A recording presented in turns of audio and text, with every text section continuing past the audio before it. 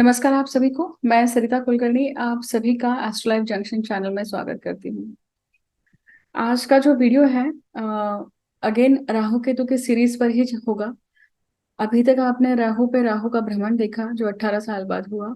केतु का केतु पर का भ्रमण देखा आपने जो ऑब्वियसली राहु केतु का 18 ईयर्स के बाद में अपने ही जन्मस्थ पोजीशन पे कैसे राहु और केतु आते हैं तो उनका कैसा परिणाम होता है वो देखा। फिर आपने गोचर के राहु का भी परिणाम देखा कि ये सभी लग्न राशियों के लिए किस प्रकार से रहेगा। अब मैंने जन्मस्थ राहु पे गोचर के राहु का और जन्मस्थ केतु का गोचर के केतु के ऊपर का भ्रमण भी मैंने बनाया है। आप सभी के बहुत सारे कमेंट्स और मुझे मेल आए हैं कि आप लोग इस सीरीज में और दो वीडियो सुनना चाहते हैं जो जो जिसमें से पहला आज मैं लेने वाली हूँ। मतलब राहु का भ्रमण केतु पर, गोचर के राहु का भ्रमण जन्मस्थ केतु पर और गोचर के केतु का भ्रमण जन्मस्थ राहु पर। तो ये वाइस वर्सा जो पोजीशन बन रही है इसका परिणाम किस प्रकार से होगा। इस वीडियो की शुरुआत करने के पहले मैं जिस प्रकार से हर वीडियो में आप सभी से अपनी प्रोग्रेस शेयर कर रही हूँ, अनाउंसमेंट करना चाहती हूँ कि मैंने अपनी पुस्तक का लिखान शुरू किया है। मैंने अपनी पहली पुस्तक का लिखान शुरू किया है और ये पुस्तक जो है ये ज्योतिष के एक बहुत महान योग पर मैं लिख रही हूँ। इस पुस्तक की जो खासियत है, आप सभी मतलब जो दर्शक हैं या जो श्रोता हैं या जो इवन पब्लिशर्स हैं आप में से जो भी जो अप्रोच करना चाहेंगे उन सभी के लिए मैं कहना चाहती हूँ कि ये पुस्तक जो है इसमें आप वो चीजें देखने वाले हैं, वो चीजें पढ़ने वाले हैं जो आपके रोजमर्रा के जीवन में आप किसी न किसी मोमेंट पे, सफोकेटिंग मोमेंट पे क्वेश्चन करते हैं नियति को, प्रकृति से पूछते हैं कि आखिर मेरे साथ ही ऐसा क्यों हो रहा है। आखिर ये सब चीजें मैं अगर बहुत अच्छे से व्यवहार करता हूं, मैं मेरी कोई गलती नहीं है, फिर भी मेरे साथ क्यों गलत होता है। और हम शायद जितनी भी बार ज्योतिषों के पास में जाते हैं तो हमें बहुत बार सवालों के जवाब नहीं मिल पाते हैं। शायद हमारा समय नहीं आया हुआ है या अनफॉर्चुनेटली सही प्रकार के ज्योतिष नहीं मिल पाते हैं, जिस प्रकार का ज्ञान होना चाहिए वो नहीं मिल पाता है। ब्ला ब्ला बहुत सारे रीजंस हो सकते हैं। परंतु ये पुस्तक इस प्रकार से रहेगी कि जब आप ये पुस्तक अपने पास अपने लाइब्रेरी में रखेंगे और जब भी आपको सवालों के जवाब चाहिए तो आप ये पुस्तक उठाकर देख सकते हैं और समझ सकते हैं कि क्यों ऐसा है। ये पुस्तक ज्योतिषी मतलब ज्योतिष नॉन ज्योतिष उन सभी के लिए है, क्योंकि इस पुस्तक की रचना कुछ इस प्रकार से करने की कोशिश की जा रही है कि ये आपको ज्योतिषीय ना लग के भी पूरी तरह से ज्योतिषीय ही हो। आपको पढ़ते समय ये लगे कि आप अपनी कहानी, अपने जीवन की कथा पढ़ रहे हैं या अपने जीवन के बारे में पढ़ रहे हैं। ऐसे ऐसे विषय आपको इसमें मिलने वाले हैं। अब मैं अपने वीडियो की तरफ आती हूँ, क्योंकि आज का जो वीडियो है वो अगेन बड़ा इंपॉर्टेंट वीडियो है। राहु का भ्रमण केतु के ऊपर और केतु का भ्रमण राहु के ऊपर, ये अब हम एक्सिस के अनुसार समझने वाले हैं। देखिए, क्योंकि राहु और केतु अब अभी तक एक और साथ मतलब मेष और तुला राशि में स्थित थे।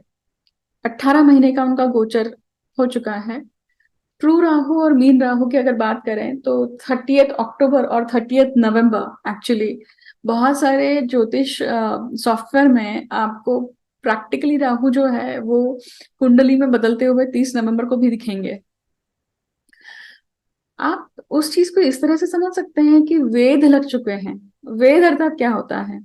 वेद मतलब जब छाया जो होती है, किसी भी ऑब्जेक्ट की छाया होती है, शैडो होती ही है।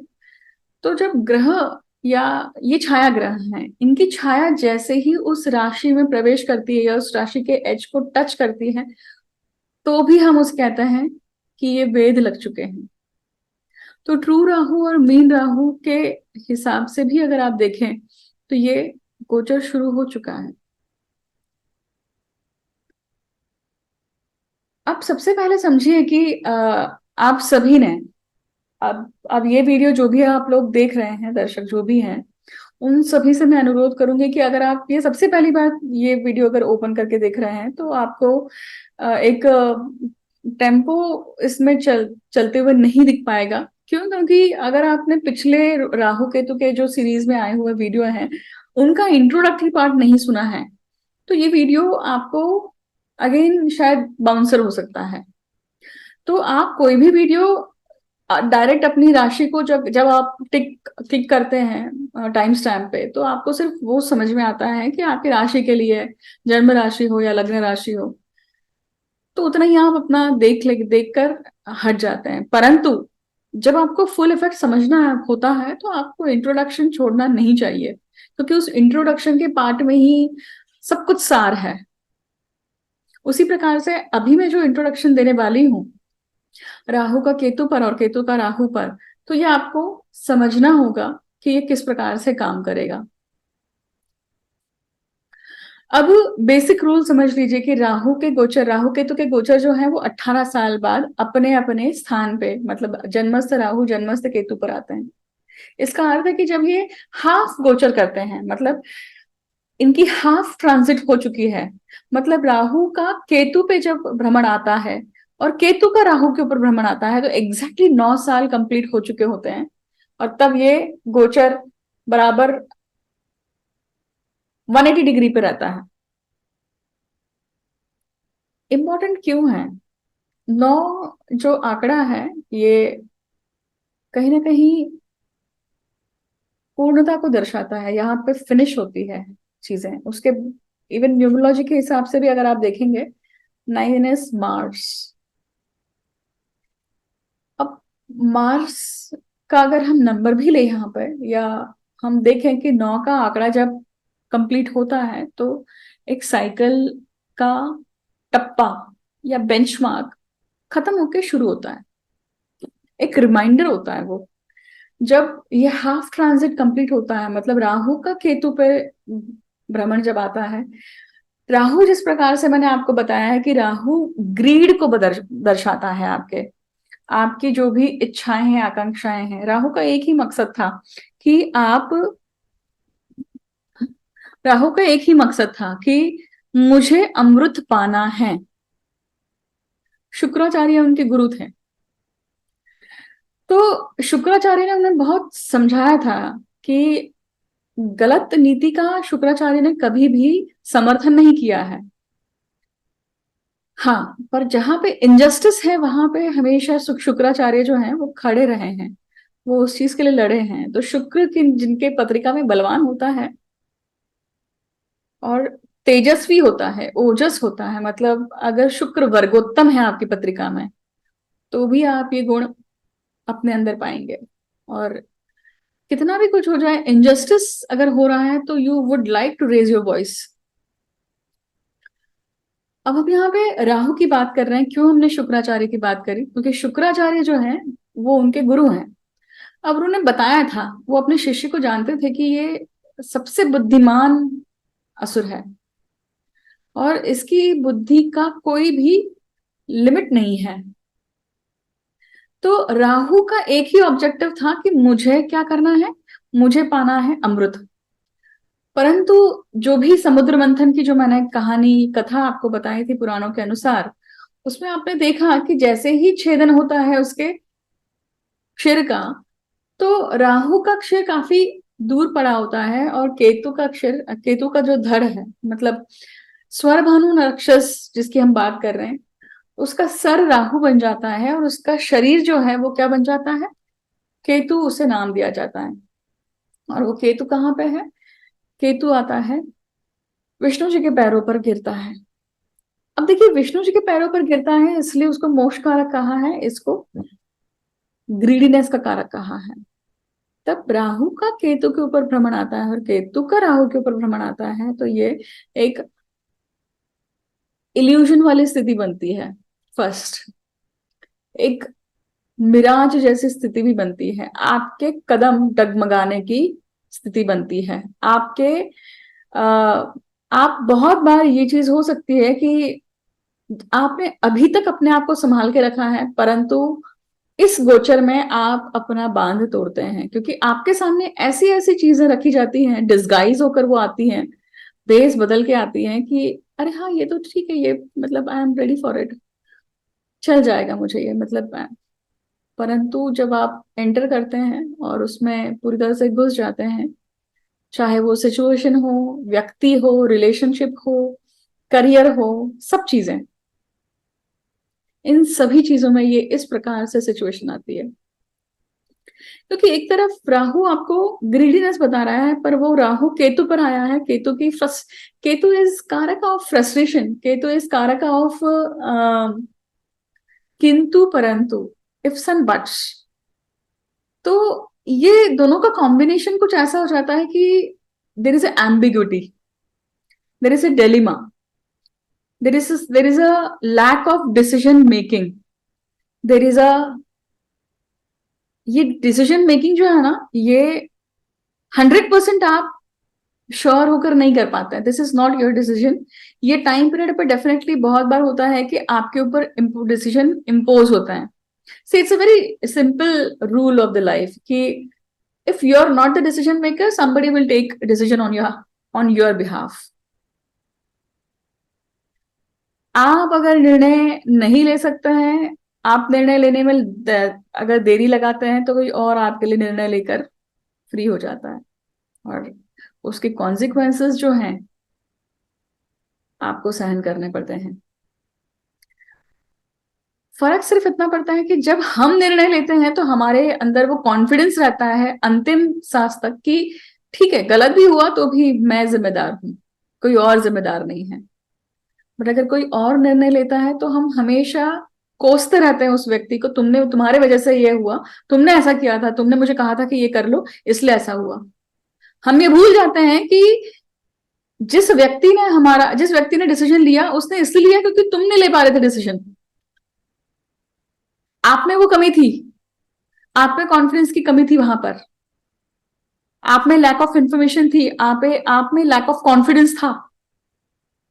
ये हम अपने गिरेबान में झांक कर नहीं देखते हैं कि भाई सामने वाले को कोसने के पहले खुद को देख लें कि भाई क्यों, ऐसा क्यों हो रहा है, ऐसा क्यों हुआ।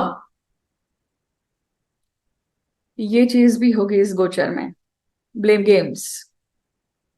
क्योंकि जब डिसीजन मेकिंग हम नहीं करते हैं तो हम बहुत इजीली किसी कृप करना शुरू कर देते हैं, कंप्लेंट करना शुरू कर देते हैं, और हम नियति को कोसना शुरू कर देते हैं, डेस्टिनी को कोसना शुरू कर देते हैं, जिंदगी से नाराज होना शुरू कर देते हैं। इस गोचर में ये सारी चीजें बहुत डीपली होने लगती है। इसकी शुरुआत थोड़े पहले से हो जाती है, जब भी कोई ग्रह जो है वो गोचर करके किसी राशि में प्रवेश कर रहा होता है, तो ये ये होता ही है। उसे हम वेद भी बोलते हैं कि छाया लगना। अब 18 महीने का ये गोचर है, राइट? तो 18 महीने वो अलग अलग प्रकार से आपको इंटरेक्शन देने भी वाले हैं। क्यों? क्योंकि उसी गोचर में हर ग्रह अपना अपना योगदान देके जाएगा, युति से, दृष्टि से। तो इतना आपको याद रखना है कि ये जो गोचर है, ये गोचर आपको चांस दे रहा है to take a decision making, to do a decision. Chance दे रहा है कि रीथिंक करो, चांस दे रहा है कि एम्बिग्विटी है तो wait, there is a stop sign for you, don't mix it up. ये गोचर आपको चांस देता है कि जब आप निर्णय लेने के लिए केपेबल नहीं है तो take a deep breath, sleep over it. वो डिसीजन आप कल सुबह, नेक्स्ट डे, 3-4 दिन बाद भी ले सकते हैं। I am not talking about कि आज खाना क्या खाना है, आज खाना कौन सा बनाना है, या आज कौन सी सब्जी बनानी है। दैट्स अ वेरी सिंपल, ये क्रूशियल डिसीजन होता है वैसे हाउस वाइफ्स के लिए। but I'm not talking about those decisions. I'm talking about those decisions which are going to affect your or your influence your whole life. या उस decision को आप सालों तक जीने वाले हैं। तो अभी तक आपने ये समझा कि राहु का केतु पे भ्रमण और केतु का राहु पे भ्रमण एग्जैक्टली क्या करने वाला है। अब देखिए, एक और चीज समझिएगा यहाँ पर कि आपकी अगर राहु की महादशा शुरू है, अगर आपकी केतु की महादशा शुरू है, अंतरदशा शुरू है, इवन प्रत्यंतर दशा शुरू है, ये राहु और केतु आपके लिए विपथ, प्रत्यरि और वध सीक्वेंस में अगर कोई भी इसमें से एक भी आता है तो भी ये आपके लिए क्या होगी, हानिकारक होगी। ये नवतारा सिस्टम के हिसाब से है। आप में से शायद बहुत सारे नवतारा सिस्टम नहीं समझेंगे क्योंकि ये बहुत टेक्निकल लैंग्वेज हो जाएगी। बट अगर इसे आप समझना चाहते हैं तो मुझे बताइएगा। मैं इस पे पुनः एक बार नए सिरे से एग्जाम्पल लेकर आपके लिए वीडियो बनाऊंगी। मैंने नवतारा सिस्टम पे एक वीडियो ऑलरेडी डाला हुआ है, अगर आप चेकआउट करना चाहते हैं तो चैनल में जाके चेकआउट कर सकते हैं। अब हम बात करेंगे प्रत्येक लग्न के लिए ये जो एक्सिस है, समझेगा, हम ये एक्सिस के ऊपर बात करने वाले हैं। जिनकी पत्रिका में मीन राशि का केतु है और कन्या राशि का राहु है, जन्मस्थ की बात कर रहे हैं, उसी के ऊपर गोचर हो रहा है, राइट। मतलब मीन राशि पे राहु आ रहा है, आ चुके हैं, और कन्या राशि में केतु आ रहे हैं। तो ये एक्सिस सभी लग्नों के लिए किस प्रकार से रहेगी, तो हम सबसे पहले बात करेंगे मेष लग्न के लिए। मेष लग्न के लिए ये एक्सिस कहाँ आ रही है, ये आपके 12वें भाव में और 6वें भाव में आ रही है। मतलब आपके 12वें भाव में कौन है, केतु है, और आपके 6वें भाव में कौन है, राहु है, जिसके ऊपर ये गोचरी के राहु और केतु आ रहे हैं। तो ये एग्जैक्टली 9 ईयर्स के बाद में ये सिचुएशन हुई है। सबसे पहले तो आप ध्यान करिए कि 9 साल पहले ऐसे कौन से डिसीजन पेंडिंग थे, कौन सी चीजें थी जो आपने अधूरी छोड़ी थी, अनफिनिश्ड छोड़ी थी, वो आपको चांस मिलेगा वापस से करने का। मतलब कि ऐसा कार्य, अब ये हो सकता है कि भाई कोई आप पढ़ाई करना चाहते थे, कोई कॉम्पिटिटिव एग्जाम देना चाहते थे, आप अब्रॉड जाना चाहते थे, फॉरेन जाना चाहते थे, और ये चांस अब आपको आया है and you need to grab it now. तो उसके लिए अगर आपका पासपोर्ट रेडी नहीं है तो फटाफट फटाफट उसके ऊपर काम करिए, पासपोर्ट, वीजा, इन सब चीजों के ऊपर काम करिए। पेपर वर्क लगेगा। हो सकता है कि कोई लीगल डिस्प्यूट 9 साल पहले शुरू हुआ था, अब जाके उसका कोई परिणाम सामने आने वाला है, पर वो परिणाम आपके हाथ में है, कोई टर्म्स एंड कंडीशन आपके हाथ में है जो आपको फुलफिल करके देनी है। अगर वो कर देते हैं तो वो केस सॉल्व हो जाता है। यही सेम चीज डिवोर्स के लिए भी हो सकती है। अगर जो लोग, जो दाम्पत्य जीवन के जो कपल्स हैं, वो डिवोर्स के लिए फाइल कर चुके हैं, बड़े लंबे समय से केस चल रहा है, 8-9 साल हो चुके हैं, ये वो टाइम पीरियड है कि जब आप इस चीज को लेकर सोक्ष मोक्ष बोलते हैं मराठी में, मतलब कंक्लूजन करेंगे। हॉस्पिटलाइजेशन को लेकर हो सकता है, मतलब आप अगर किसी चीज की बीमारी आपकी एक 8-9 साल पहले शुरू हुई होगी, अंदाज, पेट की बीमारी हो सकती है, पैरों की प्रॉब्लम हो सकती है, वो इस समय पे उफान खा सकती है। इस समय पे अगर आपने सही प्रकार के डॉक्टर स्पेशलिस्ट को नहीं अगर आपने अप्रोच किया तो ये चीज बड़ी हो सकती है, इसका रूप बड़ा हो सकता है, क्योंकि शनि का गोचर पीछे से आ रहा है। ठीक है, तो ये रहा आपके मेष लग्न के लिए। इसमें एक और चीज मैं आपको ऐड करूंगी कि आपके रूटीन में कुछ डिस्टरबेंस आएगा। पूर्ण राहु केतु 6वें भाव में, पूर्ण राहु केतु 12वें भाव में है। तो 6वां और 12वां भाव आपका बहुत जबरदस्त तरीके से एक्टिवेट हो चुका है अब ये, और तो आपके रूटीन को लेकर और आपके हर हर प्रकार के रूटीन को, मतलब खाने का हो, आपके सोने का हो, आपके दिन में आपका जो भी दिनचर्या, इवन आपके मेडिसिन लेने का टाइमिंग हो, ये सारी चीजों में कुछ ना कुछ डिस्टरबेंस है। इसको सही प्रकार से फिक्स करना जरूरी है। आपके जो माँ के तरफ के जो भी रिलेटिव्स हैं, माता की तरफ के जो रिलेटिव्स हैं, मामा हैं या मौसी हैं, इनसे आपके संबंध आएंगे। इनसे कुछ ना कुछ आपका जो अधूरा बचा हुआ कनेक्शन या अधूरा बची हुई चीजें हैं, कुछ साथ में मिलकर करना चाहते हैं, बिजनेस करना चाहते हैं, या ये अगर आपके किसी इंपॉर्टेंट लीगल डिसीजन में अगर हस्तक्षेप कर रहे हैं तो प्लीज रीथिंक करिएगा। ओके, अब हम बात करेंगे आपके वृषभ लग्न के बारे में। वृषभ लग्न के लिए ये जो एक्सेस है, ये कौन सी एक्सेस है? आपके लाभ भाव की और पंचम भाव की। तो लाभ भाव में आपका जन्मस्थ केतु है जिसके ऊपर राहु आ रहे हैं, और पंचम भाव में आपका जन्मस्थ राहु है जिसके ऊपर केतु आ रहे हैं। तो अब ये एक्सेस कौन सी है? पंचम भाव संतति का है, लाभ भाव किसी भी प्रकार के लाभ का है। हम कोई भी कार्य करते हैं किस चीज के लिए करते हैं? लाभ पाने के लिए करते हैं, सुख पाने के लिए करते हैं। लाभ मिलता है तो हमें सुख मिलता है। अब ये लाभ पूरा मिल रहा है, प्रतिशत में मिल रहा है, कम मिल रहा है, बिल्कुल नहीं मिल रहा है, ये सारी सिचुएशन कब होती है, कब असेसमेंट हो सकती है? आपकी जन्म पत्रिका जब सामने होगी तब।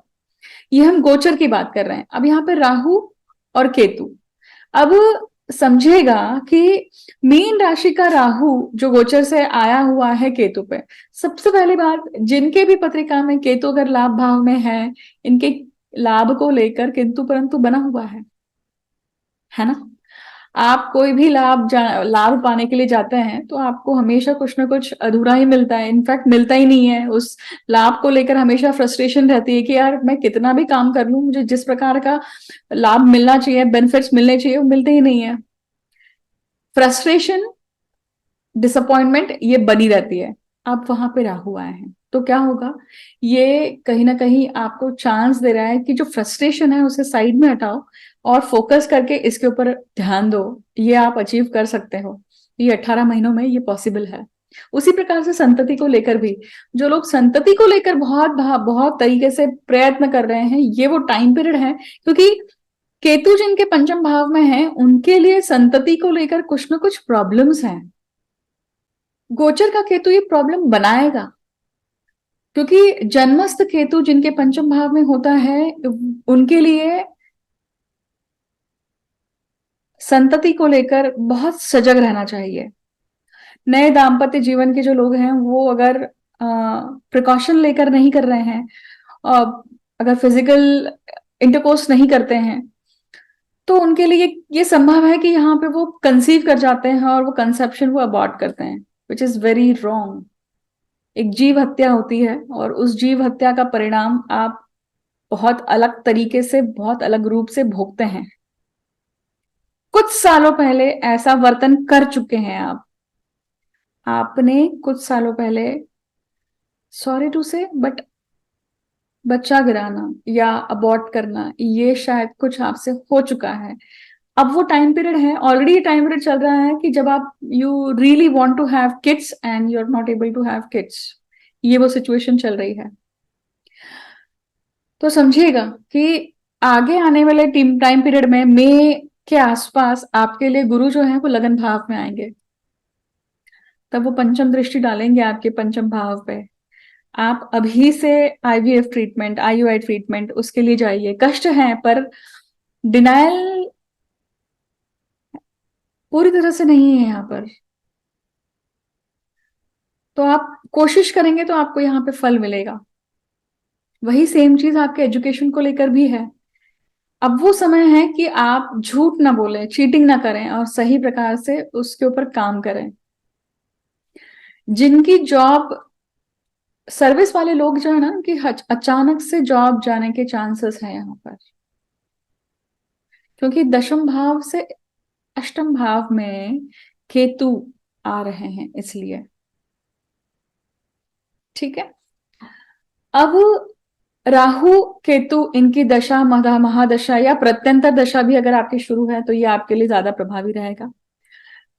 तीसरी बात ये रहेगी कि भाई अगर राहु केतु, ये अगर हम प्रत्यंतर दशा की बात करें, राहु कोई भी दशा अंतर दशा का सीक्वेंस जो है, दशा तो सालों में आपको परिणाम देती है, अंतरदशा आपको महीनों में परिणाम देती है, महीनों तक चलती है वो। परंतु प्रत्यंतर दशा कुछ टाइम पीरियड्स के लिए रहती है। तो इसलिए आपको ध्यान देना पड़ेगा कि ये राहु केतु आपके लिए विपथ, प्रत्यरी और वध के तारे में नहीं होते हैं, मतलब ये वो ग्रह मान नहीं है।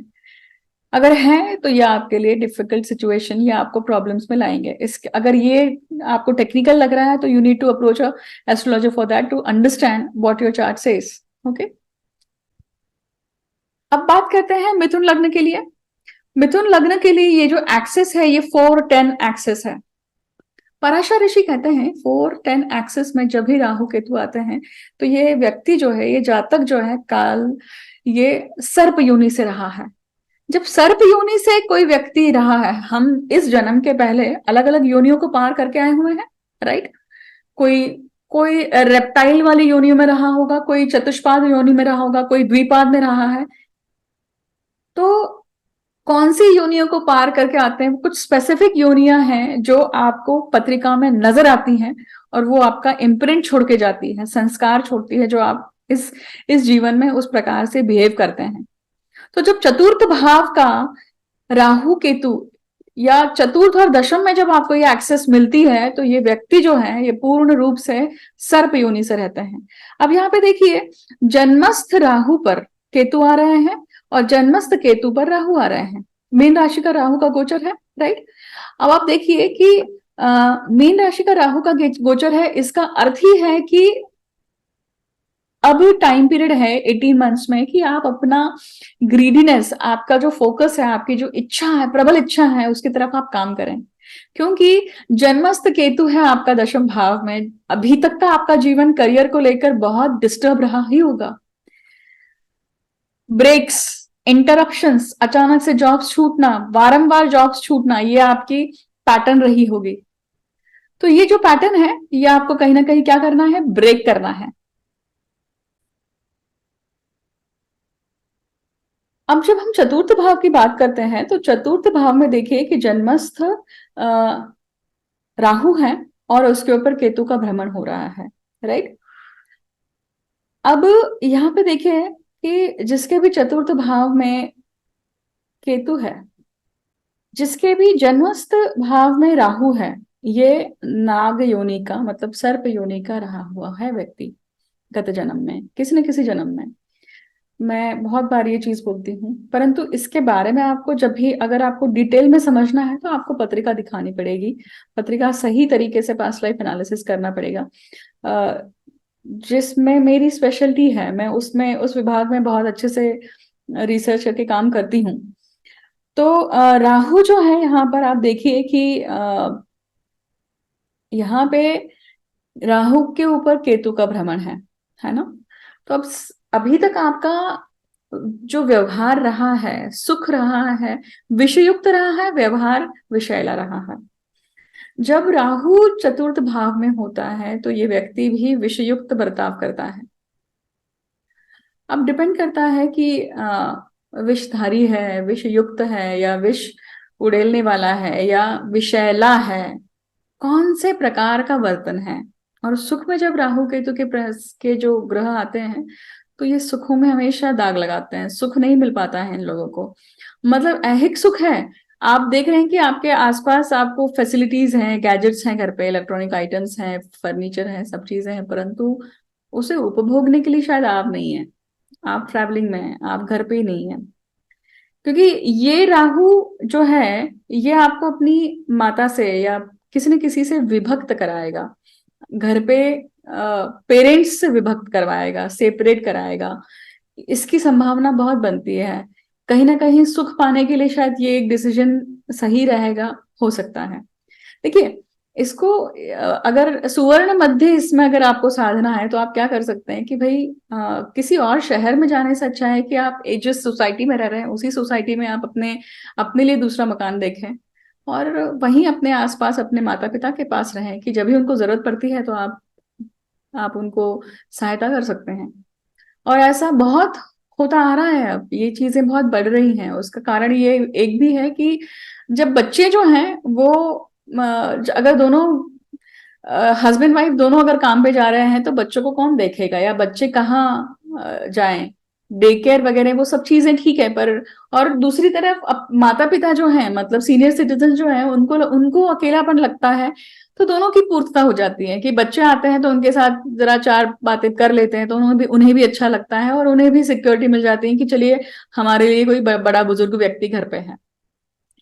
तो एक घर में अगर वो चीज नहीं हो पा रही है, इसकी सिचुएशन बन सकती है। देखिए, जो स्टूडेंट्स हैं उनके लिए भी यहाँ पे ये टाइम पीरियड जो है वो डिफिकल्ट ही है। वैसे भी अगर आपके आपके पत्रिका में चतुर्थ भाव में राहु है, तो ये राहु अगर शुभ कारक है तो आपकी आपकी आपकी पढ़ाई या आपका दिमाग जो रिसर्च में जाएगा, परंतु ये प्रॉपर एकेडमिक के लिए नहीं जाने वाला है। तो ये वो टाइम पीरियड नहीं है कि आप किसी और नए पढ़ाई के लिए, पीएचडी के लिए इसमें शुरुआत करें। अब हम बात करेंगे कर्क लग्न की। कर्क लगने के लिए जो एक्सेस है ये आपके पराक्रम भाव की और आपके भाग्य भाव की है। तो जन्मस्थ केतु आपका कहाँ है? जन्मस्थ केतु आपका मीन राशि में है और राहु आपका कन्या राशि में है, जिसके ऊपर केतु और राहु का भ्रमण हो रहा है। अब मीन राशि का गोचर का राहु जब मीन राशि के जन्मस्थ केतु पर आएगा तो क्या होगा? अब समझिएगा कि केतु जब भाग्य में ऑलरेडी आपके पत्रिका में है, इसका अर्थ है कि आपके भाग्य के लिए किंतु परंतु बना हुआ है। क्यों बना हुआ है?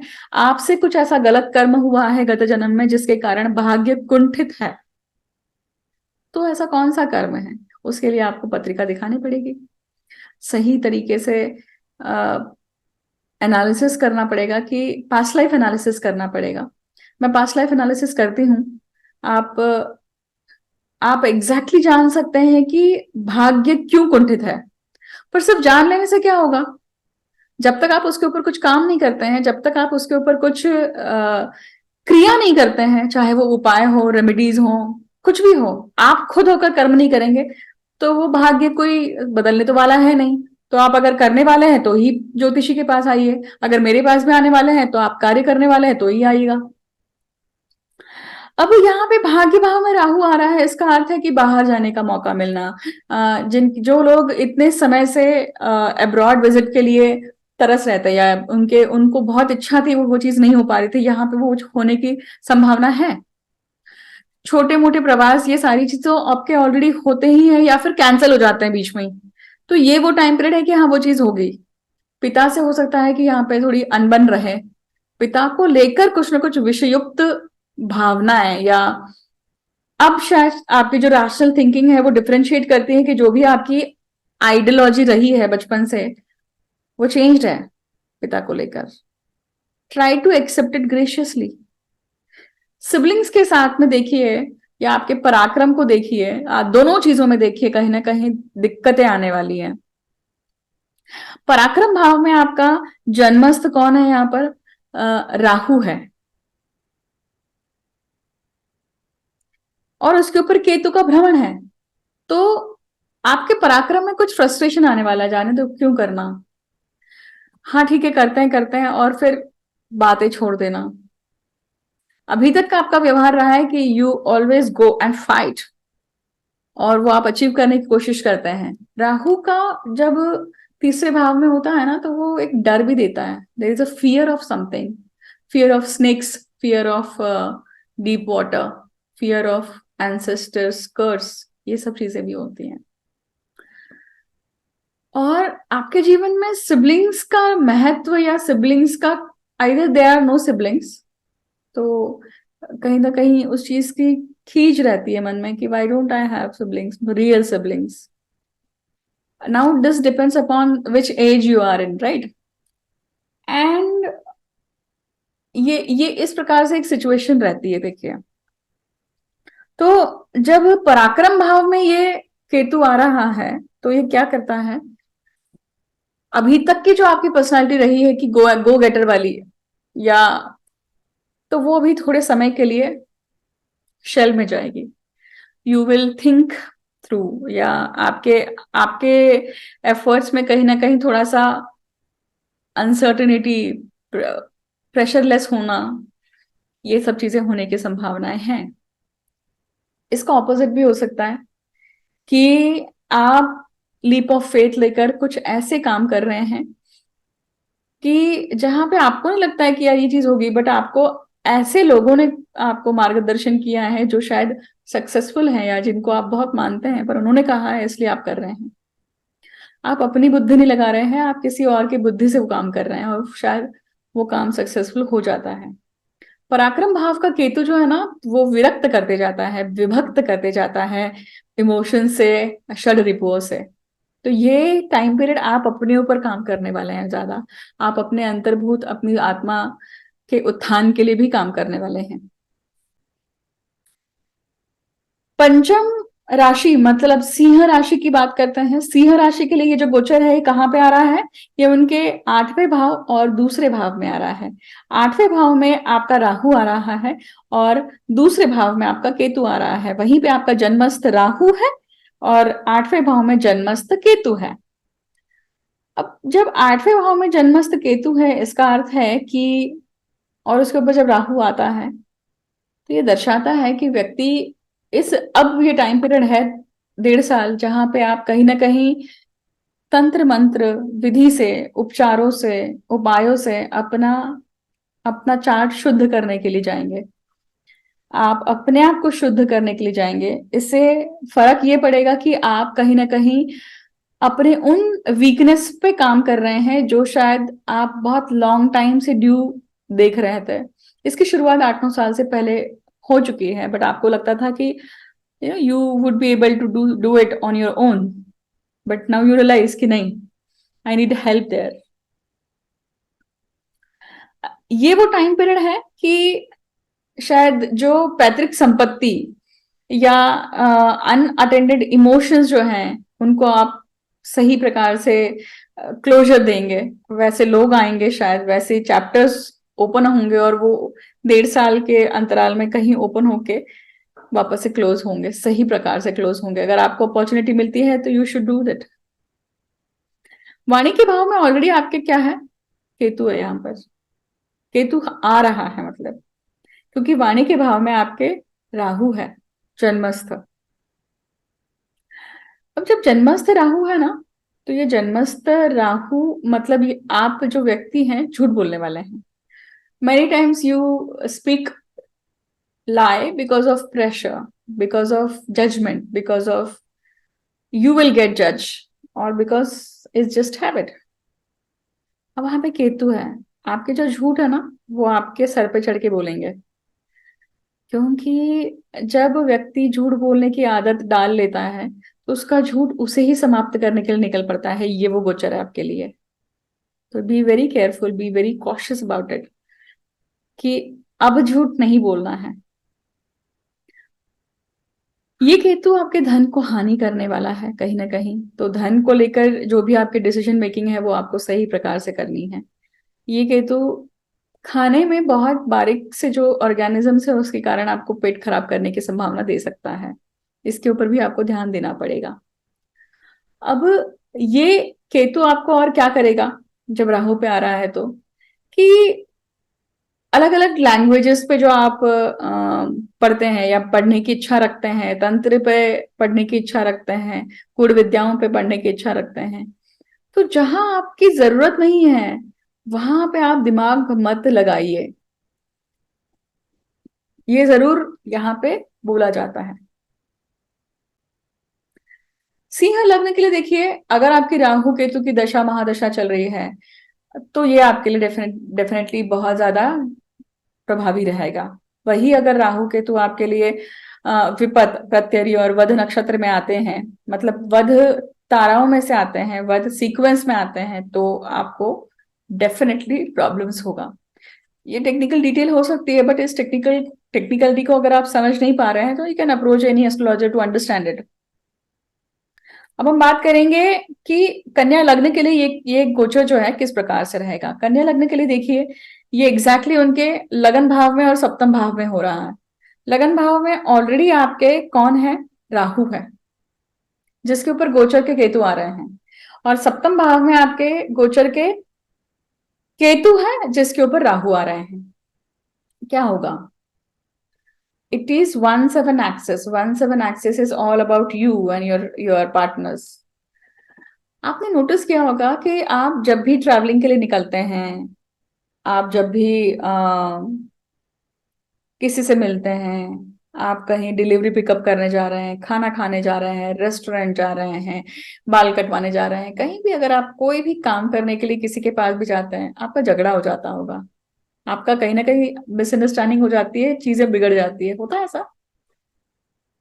बहुत लोगों के साथ में सेवेंथ हाउस में जब इस प्रकार की कंडीशन बनती है तो ये चीज होती है, क्योंकि सेवेंथ हाउस दूषित है। Seventh house is other people, spouse and your partner, business partner. तो ये चीज होती है। अब वहां पे राहु का गोचर है सेवेंथ हाउस में, तो ये बदल सकता है, इसके ऊपर काम करिए, आप एफर्ट लगा के इसके ऊपर काम करिए, तो it can change image about you. और इमेज अगर आप बदल रहे हैं तो अपने आप ही प्रथम भाव पे काम हो जाता है, क्योंकि लगन भाव क्या है? Your appearance, your intelligence, your your personality. जहां पे आपका जन्मस्थ कौन है? राहु है। जन्मस्थ राहु जब लगन भाव में होता है तो पराशर ऋषि बोलते हैं कि इस व्यक्ति पे कभी भी भरोसा नहीं करना चाहिए, sorry to say that, but Rahu जब लग्न भाव पे होते हैं तो इस व्यक्ति का थांग नहीं लगा सकते आप, डेप्थ नहीं लगा सकते कि ये व्यक्ति कितना डीप है, क्या सोचता है, क्योंकि राहु छलिया है। राहु डिस्गाइज करने वाला, भेस बदलने वाला है, ओरिजिनल नेचर नहीं समझ में आएगा आपको। तो उसके ऊपर केतु आने वाला है, और केतु जब आएंगे तो क्या होगा? आपने अब तक जिनको चीट किया है, आपने अब तक जिनको परेशान करा है, ये केतु आपको वो सारे मिस्टेक्स याद दिलाएगा। और कुछ ऐसी मिस्टेक रहेगी जिसके कारण आप प्रॉब्लम्स में आएंगे, और वो प्रॉब्लम में आने के बाद में आपको ध्यान में आएगा बहुत सोचने के बाद में कि हाँ, ये इनके कारण हुआ था, मैंने इनके साथ गलत किया वगैरह। कन्या लग्न के जातकों को एक और चीज ध्यान रखनी चाहिए कि अगर राहु केतु की आपकी दशा, महादशा, अंतरदशा या आपकी प्रत्यंतर दशा भी शुरू है तो भी ये गोचर आपके लिए बहुत प्रभावी रहेगा। अब देखिए, दशा अंतरदशा ये सालों में और महीनों में आती है, परंतु जो प्रत्यंतर दशा है वो और ज्यादा प्रभावी रहती है। ऑब्वियसली जितना सब दशाओं पे जाएंगे आपको उतना उतना आप जॉटेड डाउन करके, आप फनल डाउन करके आप दिन पे पहुंच सकते हैं।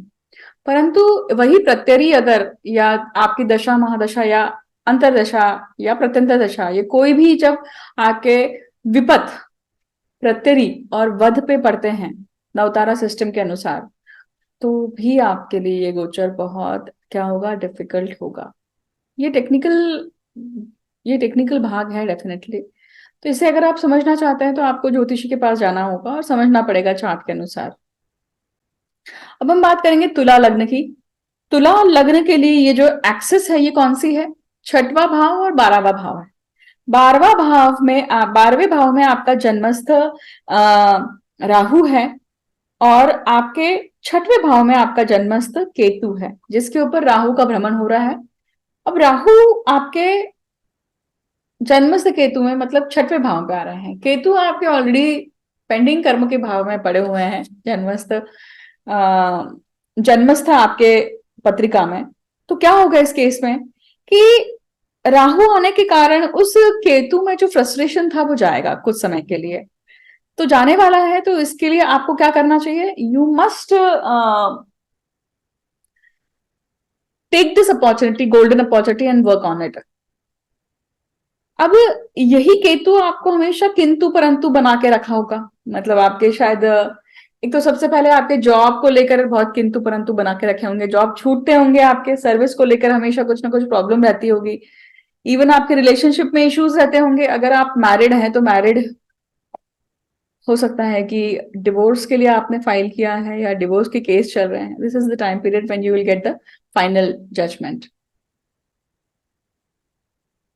लोन अगर आपने लिया है तो यहाँ पे आप लोन और ज्यादा बढ़ाने के चक्कर में होंगे, आपको नहीं करना चाहिए, क्योंकि पीछे से जब शनि आएंगे तो और ज्यादा आप अटकने वाले हैं। Be very careful about it. वही आपका जो 12वां भाव है, 12वें भाव में ये जन्मस्थ कौन है? अब जन्मस्थ राहु पे केतु का भ्रमण है। जन्मस्थ भाव, अब राहु जब बने आपके व्यय भाव में है तो इस व्यक्ति, इस आप जातक जो है, आपकी नींद में वैसे ही इश्यू रहते होंगे अगर ये राहु अकारक है तो। आपको सर्प दिखना, सांपों का दिखना, तो रियल लाइफ में सांपों का डर, पितरों का दिखना, मरे हुए लोग दिखना, तो ये जब सिचुएशन होती है उसके ऊपर जब केतु आता है, ये पूर्ण राहु केतु बनता है। ऐसे लोग अब्रॉड में भी होते हैं, फॉरेन में भी रहते हैं, फॉरेन जाने के भी इच्छुक होते हैं, फॉरेन में रह के भी आते हैं। परंतु ये केतु आपको क्या करने वाला है कि सही तरीके से देखें तो हर चीज में एक रोकथाम आएगी। या आपकी जो 12th हाउस से रिलेटेड चीजें हैं, जैसे शैया सुख है या इवन नींद भी है, अगर ये अच्छे से हो रही है तो इसमें कहीं ना कहीं फ्रस्ट्रेशन, इसमें कहीं ना कहीं दिक्कत, इंटरप्शंस आएंगे। हॉस्पिटलाइजेशन के खर्चे बढ़ सकते हैं, घर में हॉस्पिटलाइजेशन की चीजें हो रही हैं, and then you have to spend money on that. क्योंकि राहु वैसे भी अगर आपका व्यय भाव में है तो वो खर्चीला आपको बनाता ही है। अगर आपकी दशा महादशा अंतरदशा अगर राहु केतु की चल रही है तो आपके लिए ये बहुत इफेक्टिव होगा। यही आप देखिए कि ये दशा महादशा अंतरदशा प्रत्यंतर दशा अगर आपके नवतारा सिस्टम के हिसाब से अगर ये विपत प्रत्यरी, और अगर मान लीजिए ये आपके वध नक्षत्र या वध पद पे आती है, तो ये आपके लिए दिक्कत वाला गोचर हो सकता है। It will be a painful time period for you. अब हम बात करेंगे वृश्चिक लग्न की, और आप देखेंगे कि वृश्चिक लग्न के लिए जो एक्सेस है ये है पंचम भाव और लाभ भाव। अब यहाँ पे लाभ भाव में राहु है जन्मस्थ, और पंचम भाव में केतु है जन्मस्थ, जिसके ऊपर जन्मस्थ केतु पे राहु का भ्रमण और जन्मस्थ राहु पे केतु का भ्रमण। पंचम भाव में जब केतु होता है तो उस व्यक्ति के लिए संतान को लेकर हमेशा कुछ ना कुछ दिक्कतें दिक्कतें दिखाई देती है, पढ़ाई को लेकर दिक्कतें दिखाई देती है, और वहां पे राहु का भ्रमण आ रहा है। तो अब वो आपसे, अगर आप यंग एज में हैं मान लीजिए, और आप रिलेशनशिप में हैं, बट अभी आप इस रिलेशनशिप को आगे नहीं लेकर जाना चाहते हैं, परंतु फिर भी फिजिकल रिलेशनशिप होने के बावजूद भी you conceive, you couldn't take a precaution and you conceive and you are pregnant। तो यहाँ पे सिर्फ स्त्री ही नहीं, स्त्री पुरुष दोनों के लिए ये बात लागू होती है कि जब राहु गोचर का आता है तो ऐसे ऐसे समय पे आपके हाथों से जीव हत्या होती है, अबॉर्शंस। क्योंकि पंचम भाव संतति के भाव का होने के साथ साथ प्रेम प्रणय का भी है। तो किसी वीडियो से जुड़ना, किसी इंटरकास्ट व्यक्ति के साथ जुड़ना, किसी ऐसे स्ट्रेंज रिलेशनशिप में जाना जो एबनॉर्मलिटी दिखाती है, या एबनॉर्मल चीजों के प्रति आकर्षण होना, ऐसी सिचुएशन में अब ये एज के ऊपर बहुत डिपेंड करता है। देखिए आप कौन सी एज पे है, ये जो केतु है आपका जन्मस्थ, ये कितना कारक है या अकारक है पत्रिका में, आपकी दशा महादशा कौन सी चल रही है, अंतरदशा कौन सी चल रही है, वो जो भी दशाएं जिस जिस भी ग्रह की दशाएं हैं वो आपकी विपत प्रत्यरी या फिर आपके वध नक्षत्र, वध ताराओं में से तो नहीं है। अगर वो वध सीक्वेंस या प्रत्यरी या विपत के सीक्वेंस में आती है तो ये गोचर आपके लिए प्रॉब्लमेटिक होगा, ये सब चीजें घटित होंगी और it will and up bad. तो यहाँ पे ये चीज का प्रिकॉशन रखना है आपको। लाभ में जन्मस्थ जो है वो है राहु। राहु का लाभ स्थान बहुत प्रिय है, क्योंकि उपचय भाव में राहु बहुत अच्छा काम करता है, 3 6 10 11, और 11वें भाव में राहु जो है वो बहुत अच्छा काम करते हैं। तो जन्मस्थ रूप से आपके पत्रिका में जब राहु है ही तो आपको लाभ मिलता ही होगा। अब यहाँ पे केतु आ रहे हैं, तो केतु जब आएंगे तो क्या होता है यहाँ पे कि बहुत बार लाभ पाते समय अचानक से वो चीज रुक जाती है। There is a reason for it. There is a reason why, क्योंकि राहु का मोटिव है बाय हुक बाय क्रुक ये चीज अचीव करना, परंतु रास्ता कोई भी हो, मेथड कोई भी चलेगा, पर एम फुलफिल होना चाहिए। और जब आप गलत रास्ते पे जाके वो एम फुलफिल करते हैं तो केतु जब आते हैं तब आपको फटका लगता है, तब आपको डेफिनेटली ये एक प्रकार से दिक्कत आती है। जन्मस्थ राहु है, ये आपको बाहर जाने की भी अपॉर्चुनिटी देता है, यूएस जाने की या कोई भी बाहर का स्टेट, इवन सॉरी बाहर की कंट्री, इवन इंटर स्टेट भी जाने का मौका देता है। अब हम बात करेंगे धनु लग्न के लिए। धनु लग्न के लिए ये जो गोचर है ये कहाँ पे हो रहा है? 4-10 एक्सेस में हो रहा है। मतलब राहु आपके 4th हाउस में आ रहा है और दशम भाव में आपका केतु आ रहा है, जहां पे ऑलरेडी राहु स्थित है। जन्मस्थ राहु पे केतु का भ्रमण, जन्मस्थ केतु पे राहु का भ्रमण। परशा ऋषि के अनुसार जिनके भी पत्रिक राहु जो है चतुर्थ भाव में होते हैं, वो व्यक्ति, वो जातक गत जन्म में किसी न किसी जन्म में सर्प योनि से रहे हैं। अब सर्प योनि से जब व्यक्ति होता है और चौथे भाव में राहु आता है, तो इस केस में क्या होता है कि अभी कौन सा राहु है, किस प्रकार का है, विषैला है, विषयुक्त है, विष उड़ेलने वाला है, या किस प्रकार की इसकी सीरप है, ये राहु किस कारण यहाँ पे है, ये सर्प योनि क्यों आपकी इस जीवन में कौन से काल चक्र को, कौन से काल खंड को दिखा रही है। अब यहाँ पे उस राहु पे केतु का भ्रमण है। मतलब अगर ये राहु आपका अकारक है तो वो केतु कहीं ना कहीं उसके ऊपर बाण लगाता है। केतु आपको अपनी मिस्टेक्स दिखाता है, आप सीख जाओ, चेत जाओ। क्या पर आप चेत रहे हैं? आप समझ में, आपको समझ में आ रहा है कि अभी तक आपका ही बात व्यवहार जो है वो विषयुक्त रहा है, और केतु आपको अपनी मिस्टेक दिखाएगा। अब इस गोचर केतु पे राहु का भ्रमण है, मीन राशि पे ये राहु आ रहे हैं, राइट? तो उस सिचुएशन में भी क्या हो रहा है, आपका वो सर्प योनि का अंश जो है वो बाहर आता है। केतु का दशम भाव में, केतु का चतुर्थ भाव में होना वो किंतु परंतु बनाता है माता के लिए, सुखों के लिए, प्रॉपर्टीज के लिए। दशम भाव में ये जो राहु है आपका जन्मस्थ, अब ये जन्मस्थ राहु क्या बता रहा है कि भाई दशम भाव में होने के कारण कहीं ना कहीं आप में बहुत लोभ है, आप वर्कोहॉलिक है, आप एम्बिशियस हैं। उसके ऊपर केतु है, केतु आ रहा है, तो उन सब चीजों पे हमेशा एक बांध लगाएगा, इंटरप्शन देगा, डिटैचमेंट देगा, क्यों कर रहे हैं, मीनिंगलेस लगेगा, ये सब चीजें आएंगी। देखिए पिता तुल्य लोगों के साथ भी कुछ टाइम के बाद में you will feel why should I respect him, he doesn't deserve that respect. अब आपकी दशा महादशा अंतरदशा अगर राहु केतु की चल रही है तो ये आपके लिए गोचर और ज्यादा प्रभावी होगा।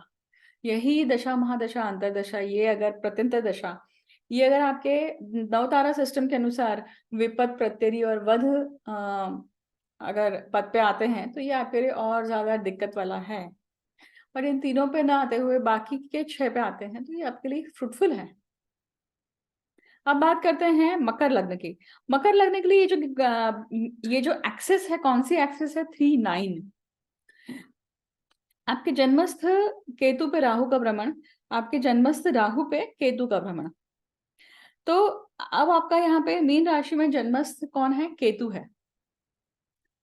आपके ऑलरेडी एफर्ट्स में किंतु परंतु बने रहते होंगे अभी तक, जीवन भर, अब तक के जीवन भर में आपने हमेशा ये देखा होगा कि आप कर्म करने में चूक रहे हैं। नियति आपको चांस दे रही है कि आप कर्म करें, आप अपनी भूख बढ़ाएं, आप अपनी भूख को प्रदर्शित करें, उसके ऊपर काम करें, फोकस करें, उसे एड्रेस करें। सिबलिंग्स के साथ में यहाँ पे हो सकता है कि कुछ धोखाधड़ी हो, आपको धोखा मिले या उन आप आपसे उनको धोखा मिले, ये तो पत्रिका बता सकती है बाकी के ग्रहवान स्थिति को देखकर। वही अगर ये जो राहु है आपका जन्मस्थ राहु भाग्य भाव में जिसके ऊपर केतु का भ्रमण है, तो यहाँ पे रिलीजियस वैल्यूज हमेशा हिली रहती है। आपका जो एथिस्ट भी देखे जाते हैं ऐसे यहाँ पे। ये वो टाइम पीरियड है जब जब आप क्वेश्चन करेंगे कि what ever I am doing really it is meaningful. क्योंकि केतु आपको अंतर्मुख करेगा, केतु आपके रिलीजियस वैल्यू हो कोई भी हो, इसको अंतर्मुख करके आपको दर्शाएगा, बताएगा कि ये जो चीज कर रहे हैं आप, तीर्थ यात्रा पे जाते हैं, तीर्थ स्थानों पे जाते हैं, but you don't feel religious, you don't feel the the holiness of that place. Ketu ये चीज आपको करवाएगा यहाँ पर। केतु आपको रियलाइज करेगा, कराएगा कि एग्जैक्टली क्या मिसिंग है यहाँ पर। ये केतु बाहर जाने के लिए, मतलब अब्रॉड विजिट के लिए ठीक नहीं है, क्योंकि वो किंतु परंतु बनाता है। ना ही बाहर जाके पढ़ाई करने के लिए, मतलब बाह्य स्टेट में एमएस करने के लिए या फिर आगे की पढ़ाई करने के लिए अगर बच्चे जाते हैं, तो ये वो टाइम पीरियड नहीं है कि अभी जाएं। तो 18 महीने आपको रुकना ही चाहिए। कुंभ लगन वालों के लिए ये गोचर जो है, ये उनके 8वें और दूसरे भाव में आ रहा है। तो 2-8 एक्सिस आपकी यहाँ पे प्रभावी होती है, मतलब आपकी वाणी, आपका बोलना, आपका धन स्थान, कुटुंब। अष्टम भाव के हिसाब से पैतृक संपत्ति, गूढ़ विद्या, तंत्र मंत्र यंत्र, आपके अनअटेंडेड इमोशंस, क्रॉनिक डिसीजेस, इन सब चीजों के ऊपर राहु केतु का भ्रमण, ये कहीं ना कहीं अचानक से सब चीजों में बदलाव दिखाएगा। अचानक से कोई चीज दबे पांव आ रही है और आपको सामने आके खड़ी हो जाएगी। बहुत बार ऐसे देखने में आता है ना कि कैंसर अगर व्यक्ति को है तो वो पता नहीं चलता है, वो अचानक से कोई टेस्ट आप करवाते हैं, ब्लड टेस्ट करवाते हैं, और उसमें कुछ मैलिग्नेंसी, उसमें कुछ अलग से चीजें दिखाई देती है, and then you go for the cancer test, cancer मार करके हो या पेट स्कैन हो या कोई भी हो। बहुत रेयर होता है कि भाई आपको डायरेक्ट सिम्टम्स दिखे। तो ये जो चीज है वो दबे पाव आती है, क्योंकि आप कैंसर, मतलब कैंसर इज डेड सेल्स, मतलब मृत्यु का आगमन, शरीर में रहना, मृत्यु शरीर में वास करती है। ये राहु केतु आपके पत्रिका में कारक है अकारक है, उसके ऊपर डिपेंड करता है कि रिजल्ट किस प्रकार से मिलेंगे। मैंने कैंसर का हाइपोथेटिकल एग्जांपल दिया है। क्रोनिक डिसीजेस कुछ भी हो सकती है, वेरिकोस वेन भी हो सकती है, एलर्जी हो सकती है, एक्जिमा हो सकता है, आपको स्किन का इन्फेक्शन हो सकता है, बहुत सारी चीजें हैं अलग अलग, थ्रोट इन्फेक्शन, थ्रोट कैंसर, ये बहुत सारी चीजें हैं। क्योंकि क्रॉनिक डिसीजेस कहें तो डिपेंड करता है कि बाकी ग्रह किस प्रकार से, षष्ठेश क्या काम कर रहा है आपका। अब यही राहु केतु की अगर आपकी दशा महादशा चल रही है, अंतर्दशा प्रत्यंतर दशा चल रही है, तो ये आपके लिए बहुत प्रभावी होंगे। और यही अगर ये राहु केतु आपके लिए विपत, प्रत्यरी और वध में आते हैं नवतारा के हिसाब से, तो भी आपके लिए बहुत प्रॉब्लमेटिक है। तो डेफिनेटली आपको कुछ ना कुछ फटके या कुछ ना कुछ ट्रबल आएगा ही आएगा। ये चीज आप कब कर सकते हैं कि पत्रिका आप सही तरीके से अगर आकलन करवाते हैं, तो ये चीज आपको समझ में आएगी। मीन लग्न, मीन लग्न के बारे में कहें तो मीन लग्न के लिए ये जो एक्सिस अगेन 1-7 एक्सिस आ रही है। मीन लग्न में ही राहु का गोचर हो रहा है, जहां पे आपका जन्मस्थ केतु है। वही सप्तम भाव में आपका राहु है, जहां पे जन्मस्थ राहु पे केतु का भ्रमण है। मीन लग्न में राहु आ रहा है जहां पे केतु ऑलरेडी जन्मस्थ है, इसका अर्थ ही है कि केतु जब आपके जन्मस्थ लगन में होता है तो वो हेडलेसनेस देता है, डिसीजन मेकिंग प्रॉपर नहीं देता है, या फिर ना एक डिटैचमेंट देता है, एक विरक्त भाव देता है, एक एक ऐसा भाव देता है जहां पे आप किसी किसी भी चीज, किसी भी व्यक्ति, किसी के साथ भी इमोशनली पूरी तरह से अटैच नहीं हो पाते हैं। There is a problem to it, there is a some mistake, some kind of कमी है। और वहां पे अब राहु आ रहा है, this is a time period where you can work on it, where you can see how you can how to tackle it। Rahu जब लगन भाव में आते हैं तो आपका ग्रीडीनेस बढ़ाते हैं, पर जिसका ऑलरेडी जन्मस्थ केतु है उसमें ग्रीडीनेस नहीं रहेगा। हाँ, अगर कोई और ग्रह भी साथ में है तो अलग बात है। और यही राहु केतु आपके पत्रिका में कारक है अकारक है, उसके ऊपर भी डिपेंड करता है। दशा महादशा अंतरदशा प्रत्यंतर दशा राहु केतु की चल रही है, और यही राहु केतु अगर वो अ, दशाओं के हिसाब से अगर वध, प्रत्यरी या विपत तारा में आते हैं तो भी प्रॉब्लमेटिक है। ये जन्मस्थ केतु आपके पत्रिका में, जन्मस्थ राहु आपके पत्रिका में कहाँ है? सप्तम भाव में है, उसके ऊपर केतु का गोचर है। इसका अर्थ है कि रिलेशनशिप के मैटर्स को लेकर, डिवोर्स को लेकर, या सेपरेशन को लेकर, या अनबन को लेकर, या बिजनेस में कोई ना कोई हानि, इन सब चीजों की संभावना दिखाई देती है। सडननेस है, अनसर्टिनिटी है। अब इस प्रकार से सभी लग्न राशियों के लिए हमने देखा कि ये एक्सेस किस प्रकार से काम कर रही है। देखिए, समझिएगा इस चीज को कि हमने जो कुछ समझा है ये बहुत मोटे मोटे तौर पे समझा है। आपकी पत्रिका यूनिक है।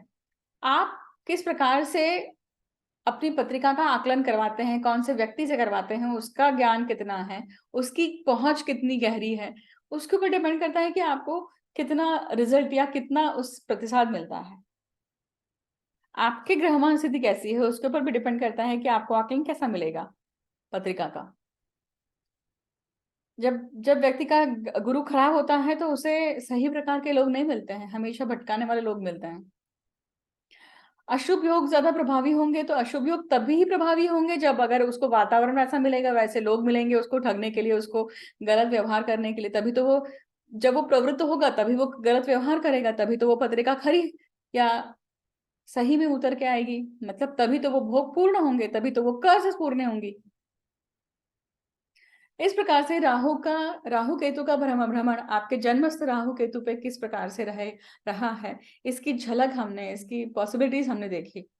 मैं यहीं पे वीडियो समाप्त करती हूँ और आपसे जल्द मिलूंगी नए वीडियो के साथ में।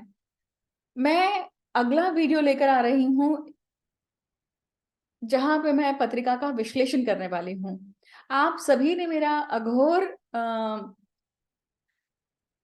अघोर, एक व्यक्ति जो अघोर है उनकी पत्रिका का विश्लेषण आपने देखा, हिंदी और मराठी दोनों में मैंने डाला हुआ है। किस प्रकार से पत्रिका देखी जाती है उसके ऊपर भी मैंने बात करी है, और मैंने उस व्यक्ति के अघोर जीवन के ऊपर बात करी है कि वो अघोर कैसे, क्यों बना, क्यों है वो अघोर। अब जो मैं नेक्स्ट वीडियो लेके आ रही हूँ उस वीडियो में आप देखेंगे कि व्यक्ति का अघोर जन्म कैसे शुरू होता है। हम देखेंगे कि पत्रिका विश्लेषण में हम जानेंगे कि पास्ट, प्रेजेंट और फ्यूचर किस प्रकार से देखा जाता है। यही मैं अपने वीडियो को विराम देती हूँ, जल्द आपसे मिलूंगी। Thank you so much for listening me patiently. आप सभी को दिवाली की बहुत बहुत शुभकामनाएं। जल्दी मिलते हैं।